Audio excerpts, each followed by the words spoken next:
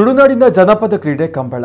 ಮಹಾರಾಷ್ಟ್ರದ ಎತ್ತಿನ ಗಾಡಿ ಓಟ ಸ್ಪರ್ಧೆ ಮತ್ತು ಗೂಳಿಯನ್ನ ಪಳಗಿಸುವಂತಹ ತಮಿಳುನಾಡಿನ ಜಲ್ಲಿಕಟ್ಟು ಕ್ರೀಡೆಗಳಿಗೆ ಅನುಮತಿಸುವಂತಹ ಕಾನೂನುಗಳನ್ನು ಸುಪ್ರೀಂ ಕೋರ್ಟ್ ಎತ್ತಿ ಹಿಡಿದಿದೆ.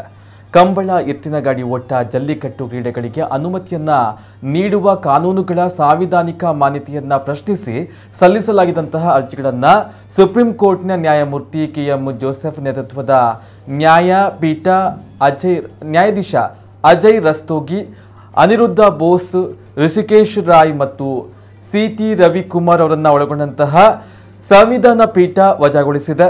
ಕಂಬಳ ಕ್ರೀಡೆಯನ್ನ ನಿರಾತಂಕವಾಗಿ ನಡೆಸಲು ಅನುಕೂಲವಾಗುವಂತೆ ಸುಪ್ರೀಂ ಕೋರ್ಟ್ ನೀಡಿರುವಂತಹ ತೀರ್ಪು ಚಾರಿತ್ರಿಕ ಎಂದು ಕಂಬಳ ಪ್ರಿಯರು ಹರ್ಷವನ್ನ ವ್ಯಕ್ತಪಡಿಸಿದ್ದಾರೆ. ಕಂಬಳ ಕ್ರೀಡೆಯಲ್ಲಿ ಕೋಣಗಳಿಗೆ ಹೊಡೆದು ಹಿಂಸೆ ನೀಡಲಾಗುತ್ತದೆ ಎಂದು ಆರೋಪಿಸಿ ಪ್ರಾಣಿದಯ ಸಂಘಟನೆಗಳು 2014ರಿಂದ ಈಚೆಗೆ ನ್ಯಾಯಾಲಯದಲ್ಲಿ ಸಾರ್ವಜನಿಕ ಹಿತಾಸಕ್ತಿ ಅರ್ಜಿಗಳನ್ನು ಸಲ್ಲಿಸುವ ಮೂಲಕ ಅಡ್ಡಿಪಡಿಸಿದ್ದವು. 2016ರಲ್ಲಿ ಕಂಬಳ ಸಂಪೂರ್ಣವಾಗಿ ನಿಂತು ಹೋಗಿತ್ತು.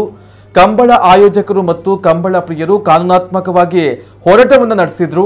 ಪ್ರಾಣಿದಯ ಸಂಘಟನೆಗಳ ತಗಾದೆಯಿಂದಾಗಿ ಕೋಣಗಳನ್ನು ಓಡಿಸುವಂತಹ ಬಾರುಕೋಲನ್ನ ಪುನರ್ವಿನ್ಯಾಸಗೊಳಿಸುವಂತಹ ಕಾರ್ಯ ಕೂಡ ನಡೆದಿತ್ತು. ಇದೀಗ ಸುಪ್ರೀಂ ಕೋರ್ಟ್ ಕಂಬಳ, ಎತ್ತಿನ ಗಾಡಿ ಓಟ, ಜಲ್ಲಿಕಟ್ಟು ಸ್ಪರ್ಧೆಗಳನ್ನ ರಕ್ತದೋಕುಳಿಯ ಕ್ರೀಡೆ ಎಂದು ಪರಿಗಣಿಸಲಾಗದು. ಇಲ್ಲಿ ಯಾರು ಯಾವುದೇ ಪ್ರಾಣಿಗಳ ಮೇಲೆ ಯಾವುದೇ ಶಸ್ತ್ರಗಳನ್ನ ಪ್ರಯೋಗಿಸುವುದಿಲ್ಲ ಎಂದು ಹೇಳಿದ್ದು ಕಂಬಳ ಕ್ರೀಡೆಗೆ ಹಸಿರು ನಿಶಾನೆ ನೀಡಿದೆ. ಸುಪ್ರೀಂ ಕೋರ್ಟ್ ಕಂಬಳ ಪರವಾಗಿ ತೀರ್ಪು ನೀಡುವ ಮೂಲಕ ಸುದೀರ್ಘ 12 ವರ್ಷಗಳ ಹೋರಾಟಕ್ಕೆ ಕೊನೆಗೂ ಜಯ ಸಿಕ್ಕಂತಾಗಿದೆ ಎಂದು ಈ ಹೋರಾಟ ನಡೆಸಿದಂತಹ ಉಪ್ಪಿನಂಗಡಿ ವಿಜಯ ವಿಕ್ರಮ ಜೋಡುಕರೆ ಕಂಬಳ ಸಮಿತಿಯ ಅಧ್ಯಕ್ಷ ಹಾಗೂ ಪ್ರಸ್ತುತ ಶಾಸಕ ಅಶೋಕ್ ಕುಮಾರ್ ರೈ ಅವರು ಹರ್ಷವನ್ನ ವ್ಯಕ್ತಪಡಿಸಿದ್ದಾರೆ.